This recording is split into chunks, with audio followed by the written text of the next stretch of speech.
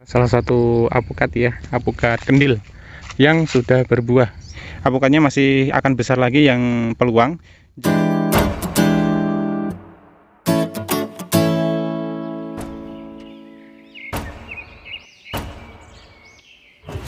Assalamualaikum warahmatullahi wabarakatuh. Halo Sobat Tani dimanapun Anda berada. Nah, kali ini kita akan mengajak Anda untuk berjalan-jalan di kebun alpukat milik Bapak Badarudin, sekaligus melakukan perawatan alpukat peluang, muria, wina, dan juga kendil. Dan bagaimana sih perkembangan dari buah tersebut? Tapi sebelum kita lanjut, jangan lupa klik subscribe dan tombol loncengnya dihidupkan agar kami semangat untuk membangun channel ini dan memberi informasi kepada kalian. Di saat alpukat sudah berbuah, diperlukan rutinitas perawatan alpukat agar buah alpukat tidak rontok terserang oleh hama tanaman yang menyerang tangkai bunga ataupun buahnya.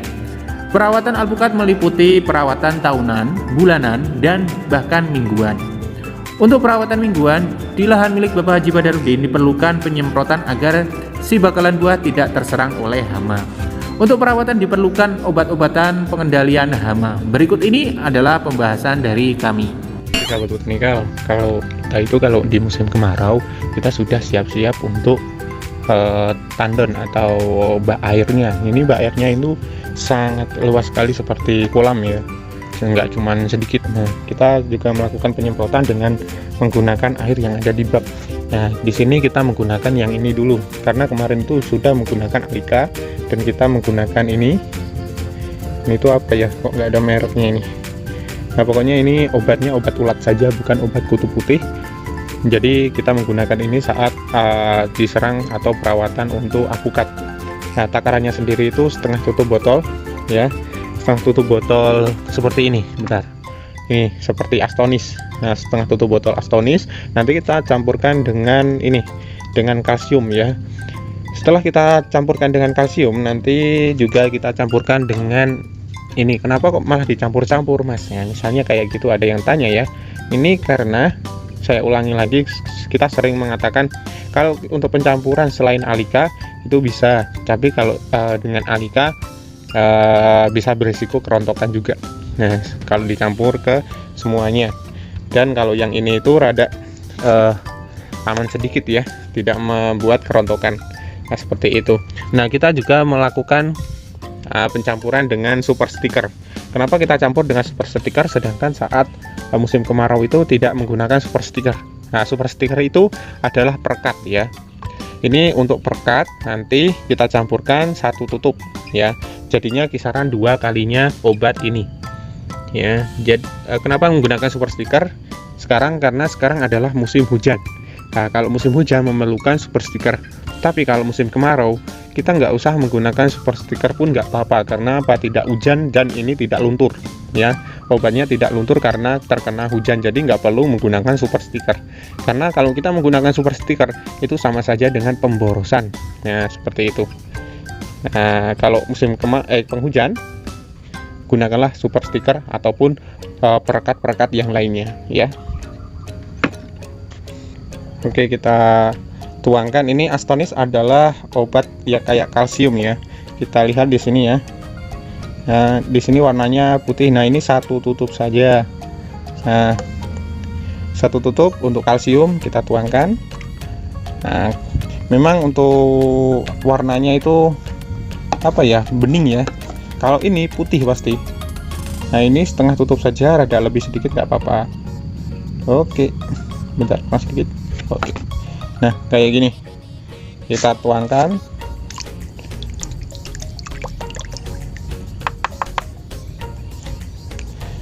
Dah, sekarang kita menggunakan yang super sticker. Untuk super sticker ini warnanya adalah putih bening ya, bening lah, bukan putih. Nah, ini satu tutup saja. Oke.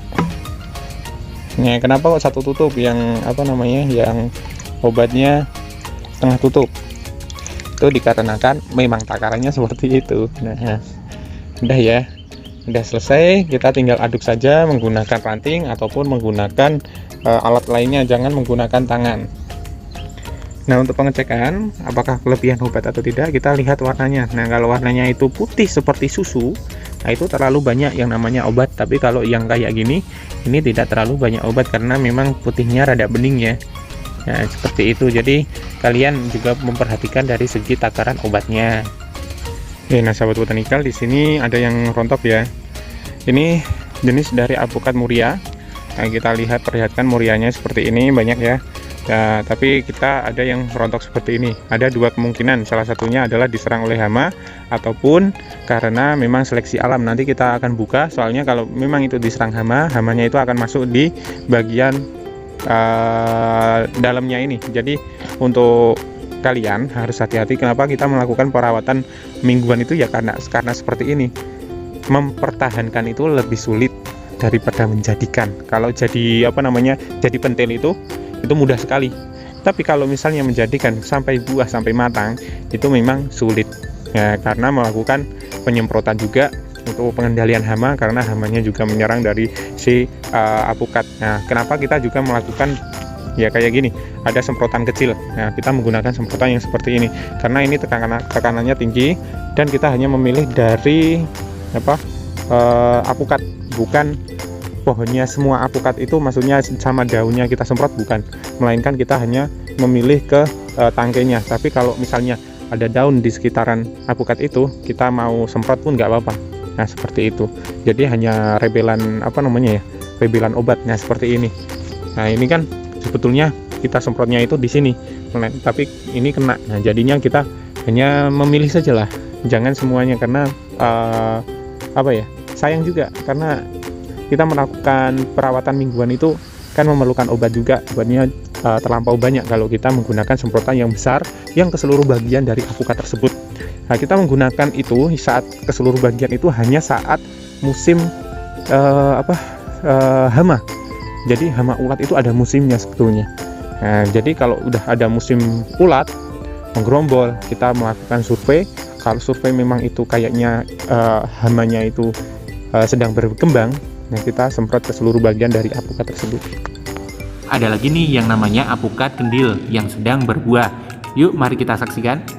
Nah, ini adalah salah satu apukat ya, apukat kendil yang sudah berbuah. Nah, kayak gini, memang bulat-bulat kayak gini kalau kendil ya. Bentar, fokuskan dulu.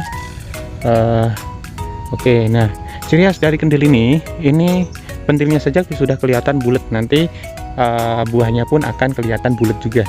Nah, seperti ini sedang berbunga juga, ada yang sudah jadi pentil juga ada. Nah, ini hampir merata ke seluruh bagian dari apukat ya. Memang ini lagi merontokkan daunnya, jadi ada musiman untuk merontokkan daun si apukat ya. Nah, jadi kalian jangan kaget kalau misalnya mempunyai apukat yang besar tiba-tiba merontokkan dari daunnya, padahal kayaknya udah disiram air, udah dirawat, tapi kok masih ada. Nah, kalian jangan heran, itu mungkin akan berbunga. Kalau berbunganya sendiri itu mempunyai tanda ya, nanti ada benjolan-benjolan di sekitaran pucukan si daunnya. Nah, ini akan tumbuh daun dan juga bunga yang nanti akan bisa jadi buah. Untuk perawatan si kendil itu sama seperti apukat-apukat yang lainnya, yaitu memerlukan penyemprotan. Nah, kalau kayak gini, kutu kayak gini, maaf, saya fokuskan. Nah, kutu kayak gini itu perlu kita basmi nih. Ya, karena memang sifatnya itu kan menyerap nutrisi dari tangkainya ya.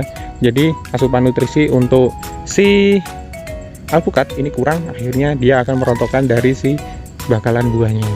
Jadi kita harus hati-hati ya untuk perawatan. Yang sering saya katakan, lebih sulit mempertahankan daripada menjadikan. Rada puitis sedikit. Asli kebun apukat ya kayak gini, asli kebun apukat, bukan hanya review 1 atau 2 buah, melainkan di sini ada kendil, di sini ada muria, dan di situ ada wina. Ya, kita memang menanamnya bermacam-macam. Yang kayak gini ini masih bisa berkembang lagi. Ini kisaran ya bobotnya kisaran 700 hingga 800 gram ya.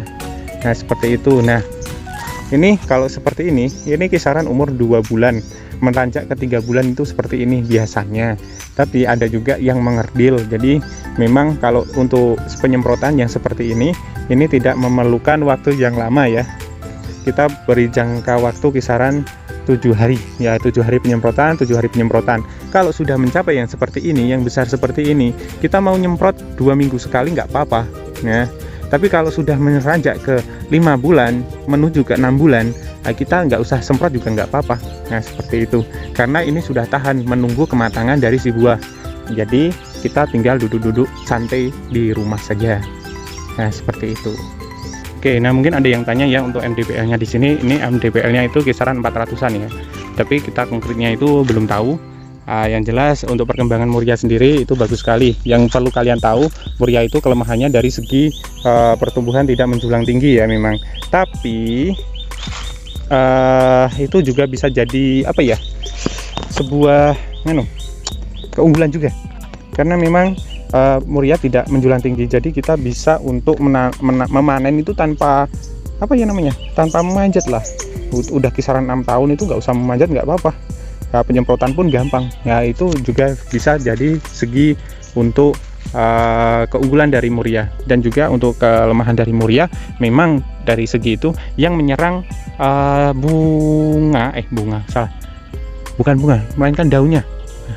Yang menyerang daun itu ulat kecil-kecil itu loh ya, kayak ulat tontong, ulat kalau di sini ulat tempe ya, tapi kalau di situ kurang tahu ulat apa namanya ya, seperti itu. Jadi hanya dari segi hama, kalau hama sendiri itu kita hanya melakukan penyemprotan rada arang aja udah free dari free dari hama. Jadi perawatannya tidak rumit sih. Kita bisa menyimpulkan untuk perawatan sendiri itu seperti apukat-apukat yang lainnya, cuman rada keserang sama yang namanya ulat yang kecil.